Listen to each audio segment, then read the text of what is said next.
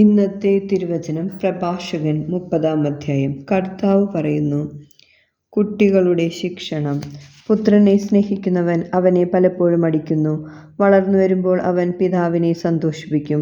മകനെ ശിക്ഷണം വളർത്തുന്നവന് അവൻ മൂലം നന്മയുണ്ടാകും. സ്നേഹിതന്മാരുടെ മുമ്പിൽ അവനെക്കുറിച്ച് അഭിമാനിക്കുകയും ചെയ്യും. മകനെ പഠിപ്പിക്കുന്നവൻ ശത്രുക്കളെ അസൂയാലുക്കളാക്കുന്നു. സ്നേഹിതരുടെ മുമ്പിൽ അവനെ അഭിമാനിക്കാം. ആ പിതാവ് മരിച്ചാലും മരിക്കുന്നില്ല. തന്നെപ്പോലെ ഒരുവനെ അവൻ അവശേഷിപ്പിച്ചിട്ടുണ്ട്. ജീവിച്ചിരുന്നപ്പോൾ അവൻ മകനെ കണ്ടു സന്തോഷിച്ചു. മരിക്കുമ്പോൾ അവന് ദുഃഖമില്ല. ശത്രുക്കളോട് പകരം വീട്ടാനും സ്നേഹിതന്മാർക്കു പ്രത്യുപകാരം ചെയ്യാനും അവൻ ഒരുവനെ അവശേഷിപ്പിച്ചിട്ടുണ്ട്. മകനെ വഷളാക്കുന്നവനെ മുറിവു വെച്ചു കെട്ടേണ്ടി വരും. അവൻ്റെ ഓരോ നിലവിളിയും പിതാവിനെ വേദനിപ്പിക്കും. നമ്മുടെ കർത്താവായ യേശുവിനെ സ്തുതി.